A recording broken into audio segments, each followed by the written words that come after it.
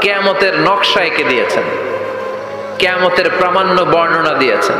কিয়ামত যে একদিন হবে, এই পৃথিবী যে ধ্বংস হয়ে যাবে, এটার ব্যাপারে সবার অগাধ বিশ্বাস আছে তো, না সন্দেহ সন্দেহ লাগে? সন্দেহ আছে কারো? এই পৃথিবী একদিন থাকবে না, ভেঙে চুরমার হয়ে যাবে, খান খান হয়ে যাবে, সব ম্যাসাকার হয়ে যাবে। আমি থাকবো না, আপনি থাকবেন না, আমরা কেউই থাকবো না, থাকবে একজন, তিনি কে? এটার নাম কিয়ামত, যেটার ব্যাপারে বিশ্বাস না থাকলে ইমানের ঘাটতি চলে আসবে, ঠিক কিনা? তো সেই কিয়ামতের দিনটা কেমন হবে, এই সূরার ভেতরে যে আল্লাহ কোরআনের কিয়ামতের এত চমৎকার নকশা এঁকেছেন, এত প্রামাণ্য বর্ণনা দিয়েছেন, এটা আমরা অনেকে জানিই না। আসুন আমরা এই সূরার আলোকে দেখার চেষ্টা করি যে কিয়ামতটা কিরকম হবে। আল্লাহ একটা শব্দকে এই সূরার শুরুতে 3 বার উল্লেখ করে আমাদের দৃষ্টি আকর্ষণ করেছেন। Allah tried to draw our attention by mentioning 3 times a word, and that is al-qari'ah. al-qari'ah শব্দটাকে তিনি 3 বার উল্লেখ করে আমাদের দৃষ্টি আকর্ষণ করেছেন। একটা শব্দ 3 বার বললে মানুষের দৃষ্টি আকর্ষিত হয় না? যেহেতু এটা আরব দেশে নাজিল হয়েছে, আবার মক্কায়, মক্কার লোকেরা আরবি বুঝে, তাদেরকে প্রথম বলা হলো আল-কারিয়া, তারা ফিরে তাকালো, কি আল-কারিয়া? আবার বলা হলো মাল-কারিয়া, কি মাল-কারিয়া? আবার বলা হলো ওমা আদরাকা মাল-কারিয়া। আবার তারা ফিরে তাকালো। দৃষ্টি আকর্ষণের জন্য আল্লাহ তাআলা 3 বার এই শব্দটা বলেছেন। এজন্য এই শব্দের একটা সিগনিফিকেন্স, একটা গুরুত্ব, অর্থবহ একটা মানদণ্ড আছে না নাই? আল-কারিয়া শব্দের অর্থ হচ্ছে বিকট আওয়াজ। আল-কারিয়া মানে কি? কথা বলেন, আরো জোরে বলেন। বিকট আওয়াজ। এই বিকট আওয়াজটা তৈরি করার জন্য আল্লাহ তাআলা একজন ফেরেশতা তৈরি করেছেন, যার নাম হচ্ছে ইসরাফিল। নাম কি? আমাদের মধ্যে অনেকের নাম কিন্তু আমরা ইসরাফিল রাখি, তাই না? ইসরাফিল আছে না নাই? আজরাইল কিন্তু রাখে না কেউ, ডরে। কেন রাখে না? ভয় পায়। কিন্তু ইসরাফিল আছে, আমার পরিচিত অনেকে আছে ইসরাফিল। তো এই ফেরেশতার পা হচ্ছে জমিনের নিচে, মাথা হচ্ছে আকাশের উপরে। এই ফেরেশতার কাজ হচ্ছে ওই বিকট শব্দ তৈরি করা। উনি একটা সাইরেনের মধ্যে ফু দিবেন, হুইসেল দিবেন, ট্রাম্পেট। ওই ট্রাম্পিটে, ওই সাইরেনে, ওই হুইসেলে ফু দিলেই শুরু হয়ে যাবে আল-কারিয়া। মাল ওমা আদরাকা মাল। এই ফেরেশতার দায়িত্বই হচ্ছে ওই বাঁশির মধ্যে ফু দেয়া। হুইসেল, সাইরেন, ট্রাম্পিট, আরবিতে এটাকে বলা হয় আসুর। ইদা নুফিখা ফিস সূরি নাফখা ওয়াহিদা, যখন তিনি ওই সিংহে একটা ফু দিবেন, সব লন্ডভন্ড হয়ে যাবে, কিচ্ছু খুঁজে পাওয়া যাবে না। আল্লাহ ওনাকে তৈরি করেছেন শুধু এই হুইসেলের মধ্যে, বাঁশির মধ্যে 3টা ফু দেওয়ার জন্য। কয়টা? উনি সৃষ্টির শুরু থেকেই এই বাঁশিটাকে 2 ঠোঁটের মাঝখানে রেখে আল্লাহর আরশের দিকে তাকিয়ে আছে, and just waiting for the green signal. আল্লাহর পক্ষ থেকে সবুজ সংকেতের অপেক্ষায়। যখনই আল্লাহর অর্ডার করবেন, তখনই শুরু হয়ে যাবে আল-কারিয়া।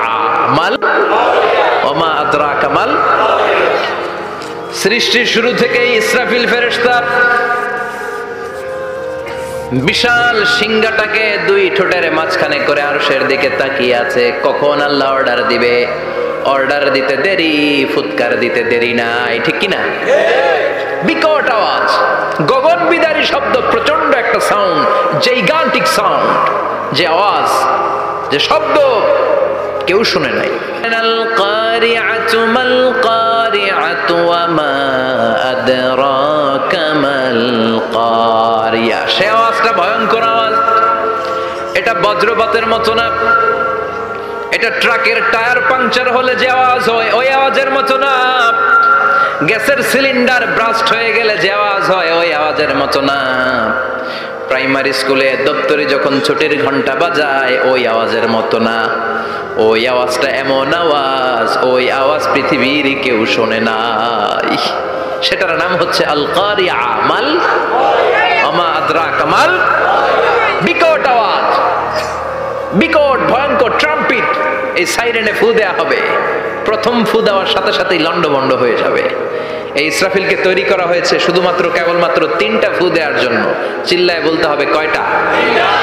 এই ফেরেশতার আর কোনো কাজ নাই, তার আর কোনো কাজ আছে?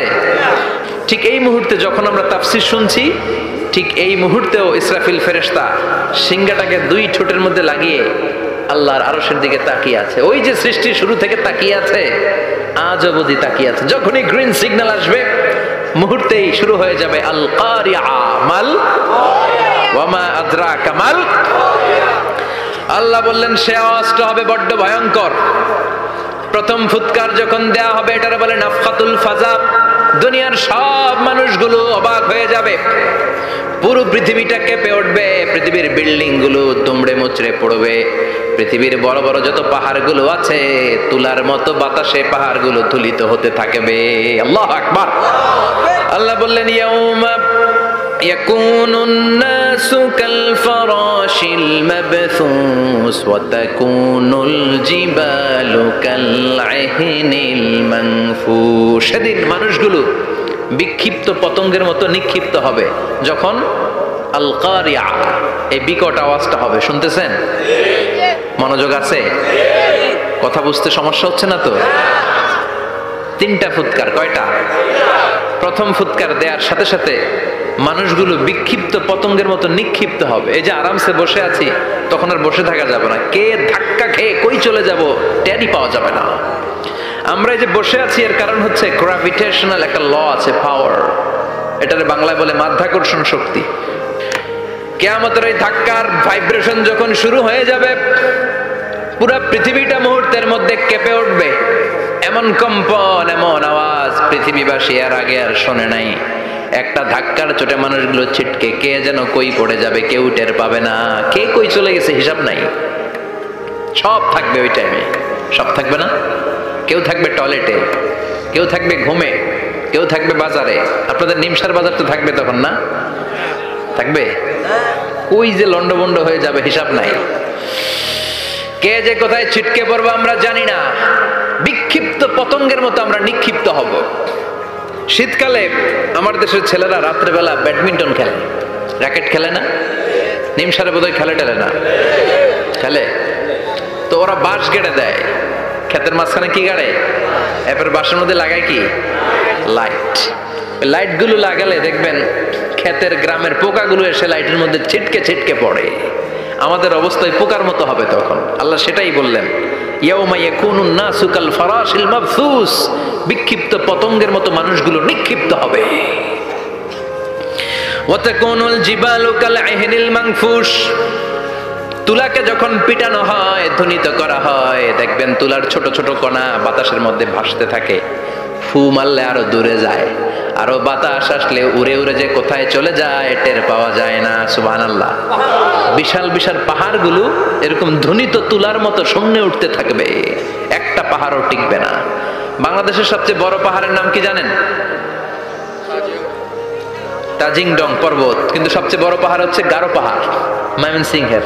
ওটা থাকবে কিয়ামতের দিন। আল কারিআ মাল কারিআর সময় টিকবে ওটা। তাজিংডং বিজয় সবচেয়ে বড় পর্বত শৃঙ্গ। কোথায় এটা? বান্দরবান। এটা টিকবে? কেউকারাডাং একটা আছে না? চিম্বুক আছে না? টিকবে? টিকবে না। পৃথিবীর সবচেয়ে বড় পাহাড় মাউন্ট এভারেস্ট নেপালে 29,035 ফিট উঁচু, টিকবে? ইউরোপের সবচেয়ে বড় পাহাড় আল্পস পর্বতমালা টিকবে না। আমেরিকার সবচেয়ে বড় পাহাড় আলাস্কা পর্বতমালা টিকবে না। আরব বিশ্বে বিশাল একটা মাউন্টেন রেঞ্জ আছে, ওইটার নাম তুর পাহাড়, ওইটাও টিকবে না। একটা পাহাড়ও থাকবে না। পাহাড়গুলো ভেঙে দুমড়ে মুচড়ে তুলার মতো ধ্বনিত হতে থাকবে। চিৎকার করে পড়েন আল্লাহু আকবার।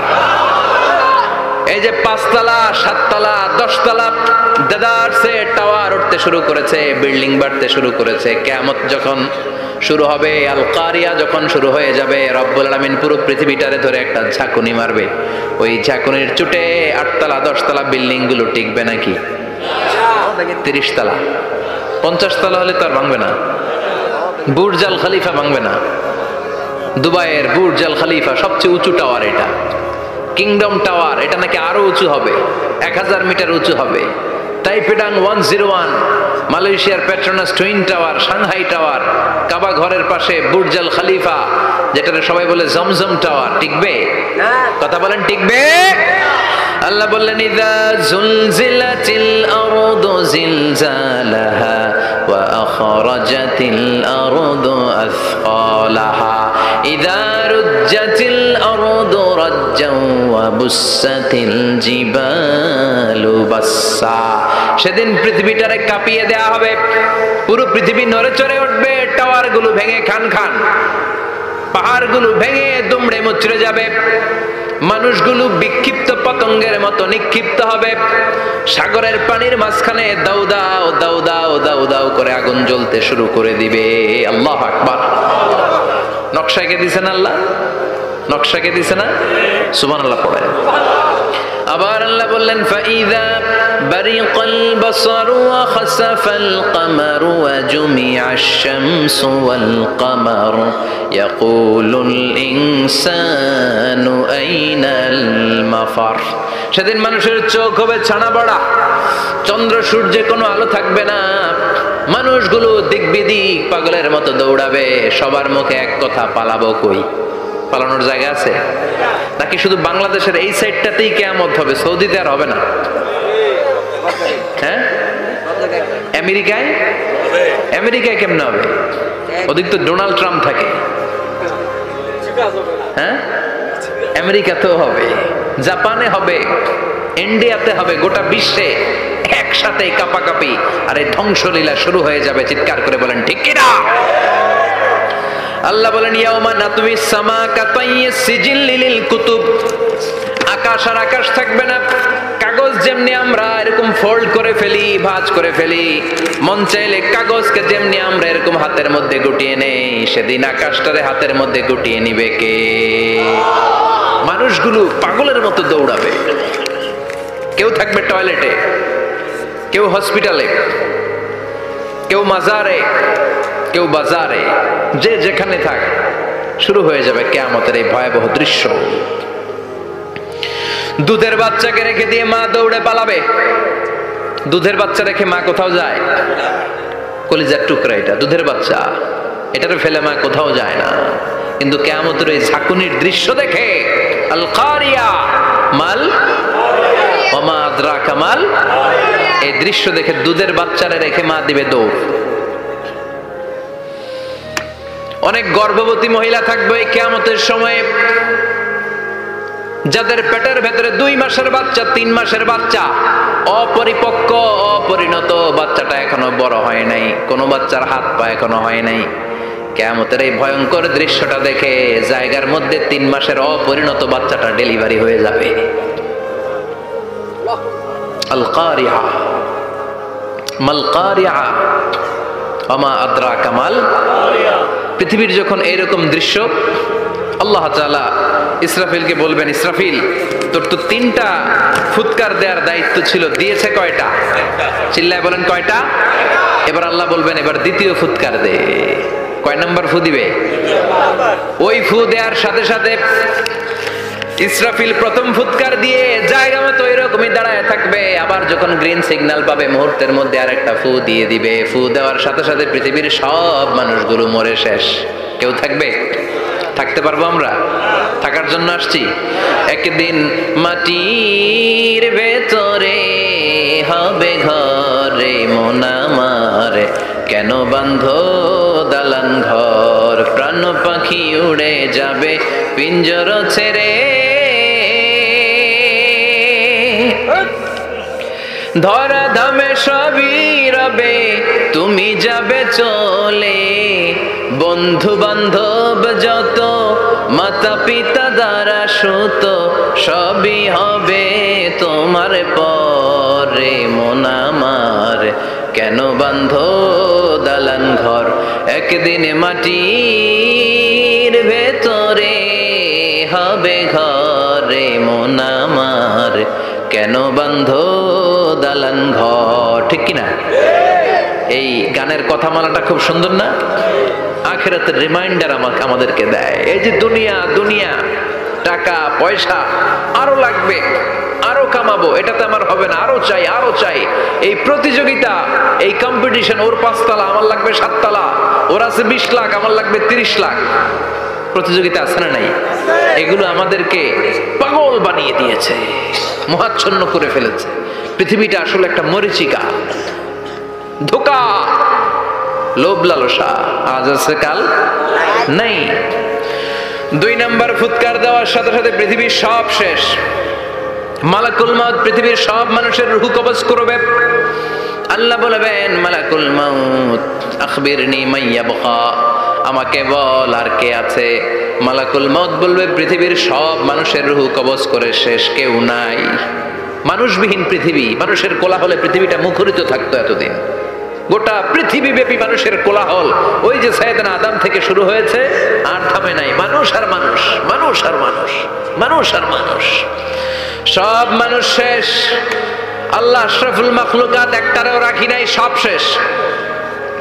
শুধু আছে জিন জাতি। আল্লাহ বলবেন, যাও এবার জিন জাতি ধরো, জিনদের রূহ কবজ করো। মালাকুল মাউত কিন্তু জিনদের রূহ কবজ করে। ওমা খলাকতুল জিন্না ওয়াল ইনসা ইল্লা লিয়াবুদুন। জিন জাতি আর মানব জাতি, এই 2 জাতিকে আল্লাহ তাআলা তৈরি করেছে কার ইবাদতের জন্য? আমরা যেমনি নামাজ পড়ি, জিনেরাও নামাজ পড়ে। আমরা যেমনি রমাদানের রোজা রাখি, জিনেরাও রমাদানের ফরজ রোজা রাখতে হয়। আমরা যেমনি হজ করি, জিনেরাও হজ করে। আমরা যেমনি আরাফার দিনে কাঁদতে কাঁদতে আল্লাহর কাছে দোয়া করি, আল্লাহ লাব্বাইক করে, জিনেরাও পড়ে। আমরা দেখি না, এদের দেখা যায়? দেখা যায় না। জিসমুন নারিয়ুন, আগুনের তৈরি ওদের দেহ। ইয়াতাশাক্কালু বিআশকালিন মুখতালিফা, বিভিন্ন কালার ধারণ করতে পারে, বিভিন্ন রং ধারণ করতে পারে। জিনের সংজ্ঞা হচ্ছে জিসমুন নারিয়ুন ইয়াতাশাক্কালু বিআশকালিন মুখতালিফা, আগুনের তৈরি এক সৃষ্টি। বিভিন্ন সূরত তারা নিতে পারে, মানুষের সূরত নিতে পারে, প্রাণীর সূরত নিতে পারে, ঠিক কি না? মালাকুল মাউত জিন জাতি হত্যা করতে শুরু করবেন, রূহ কবজ করবেন। করতে করতে সব শেষ। খারাপ জিনদের সর্দার হলো ইবলিস। সব জিনদেরকে মারতে যত কষ্ট দেয়া হয়েছে, সবচেয়ে বেশি কষ্ট দিয়ে ইবলিসের রূহ কবজ করে ফেলা হবে। ইবলিস আর নাই, মানুষও নাই, জিনও নাই, পশু পাখি কিচ্ছু নাই। আল্লাহ বলবেন, ইয়া মালাকাল মাউত আখবিরনি মাইয়াবকা, অনেক দায়িত্ব পালন করেছিস তুই। মানুষ মারলি, জিন মারলি, মৎস্যকুল মারলি, পাখি মারলি, সব মারলি, এবার আর কে বেঁচে আছে বল। মালাকুল মাউত বলবে, আল্লাহ আর কেউ নাই, খালি ফেরেশতারা আছে। কারা আছে? মালাইকা। আল্লাহ বলবে, যা এবার ফেরেশতাদের গোষ্ঠী শেষ কর। মালাকুল মাউত একটার পর একটা ফেরেশতার রূহ কবজ করবে, একটার পর একটা, একটার পর একটা, করতে করতে সব ফেরেশতা। ফেরেশতাদের সংজ্ঞা হচ্ছে জিসমুন নূরিয়ুন ইয়াতাশাক্কালু বিআশকালিন মুখতালিফা, আলোর তৈরি, নূরের তৈরি একটা দেহ, চাইলে বিভিন্ন সূরত ধারণ করতে পারে। জিন আর ফেরেশতার পার্থক্য বুঝেছেন? জিন কিসের তৈরি? আগুন, জিসমুন নারিয়ুন। আর ফেরেশতা হচ্ছে জিসমুন নূরিয়ুন, নূর দিয়ে তৈরি।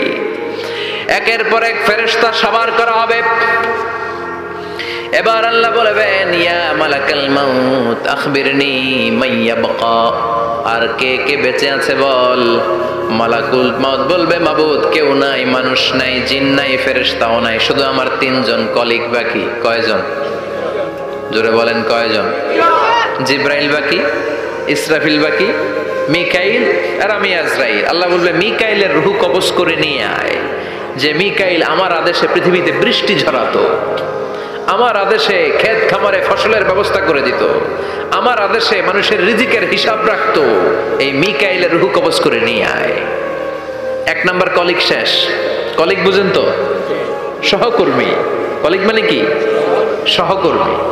1 নাম্বার কলিগ নাই। আল্লাহ বলবে, যা এবার ইসরাফিলের রূহ কবজ কর। ইসরাফিল ফেরেশতা তখনও আল্লাহর আরশের দিকে ঠোঁটের মাঝখানে বিশাল সিংহটা নিয়ে তাকিয়ে আছে। ওই মুহূর্তে মালাকুল মাউত যে সালাম দিয়ে রূহটা কবজ করে ফেলবে। ইসরাফিলও নাই, ইসরাফিলও নাই। আল্লাহ বলবে, যা দুনিয়ার সব নবীদের কাছে ওহী দিয়ে, কোরআন দিয়ে, ইনজিল দিয়ে, তাওরাত দিয়ে, জাবুর দিয়ে আমি যেই ফেরেশতারে পাঠাতাম, ওই রূহুল আমিন জিব্রাইলের রূহটাও কবজ করে নিয়ে আয়। জিব্রাইলের রূহ কবজ হয়ে যাবে। এবার 3 জন কলিগই শেষ। আছে কেউ? আছে? এবার আল্লাহ বলবে ইয়া মালাকাল মাউত, হে মৃত্যুর ফেরেশতা, আখবিরনি মাইয়াবকা, মহাবিশ্বে আর কে কে আছে বল। আজরাইল বলবে কেউ নাই, মানুষ নাই, জিন নাই, ফেরেশতা নাই, আমার